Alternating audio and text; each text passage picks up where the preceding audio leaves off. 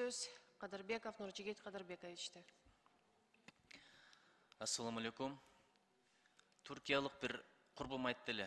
Turkiya mamlakatının күчтүүлүгү ушунда 80 миллион халкы болсо, ар бири кайда жашайт, эмне кылат, эмне менен алек болот, эмне болуп жүрөт, бардыгынан кабардар депчи.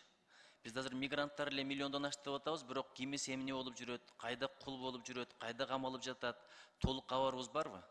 Ошон үчүн бул миграция тармагында системалуу бир өзгөрүүлөр керек.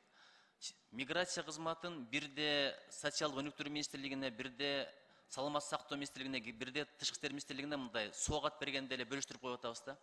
Өзүнчө бир структура кылалы, бир адамдан сурагандай бололу, бир структурадан.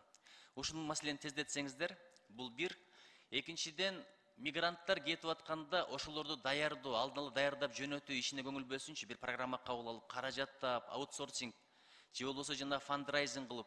Себеп дегенде биздин мигранттар жөн эле 11-де өтүп, паспорт алып кетип калып атат, каяка барарын да билбейт, каяка жайгашарын да билбейт, барып алып алданып түрмөдө жаткандар андан көп, наркокурьер болуп кармалгандар мындан көп, анан бизге жардам бер деп кул болуп жаткандар андан көп. Ошон үчүн барган жердин тилин билиш керек, маданиятын билиш керек. Ушул боюнча программаны даярдап туруп, ушул миграция тармагын тейлеген кызмат мигранттарды даярдоо ишине көңүл бөлсүн.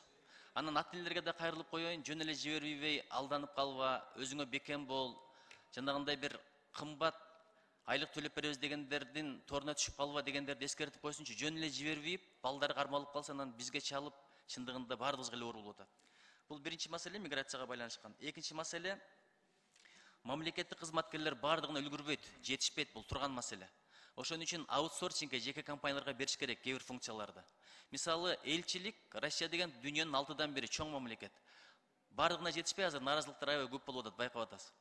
Ошон үчүн диаспоралык уюмдар бар. Ошол эле Иркутскден баштап, Камчаткада деле, Москвада деле, Екатеринбургда деле, ошолорго бир бөлүгүн берсин функциясынын.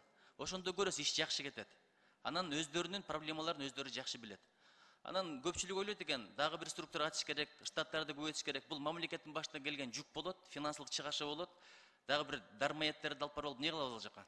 Ушул маселени да карап берсеңиздер. Анан мигранттарга онлайн билим берүү маселесин өткөн жылы көтөрдүк эле. Билим берүү министрлиги убадасын берген. Ушул күздө бул маселени чечебиз, бүтүрөбүз деп. Кандай болду экен, бизге бир маалымат берип койсунчу. Ошол маселе.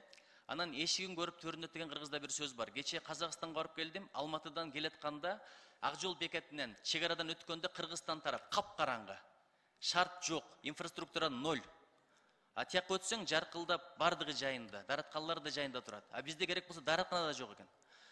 Алар айтат экен казактар, свет силерден келет, энергия силерден келет, эмнеге мындай капкараңгы депчи. Ошон үчүн бүт чек ара бекеттерин бир гүлдөтүп, жаркыратып койсунчу, ушуну тапшырма кылып бериңиз. Көп деле акча кетпейт, бирок бул улуттун намысы жүзү. Рахмат.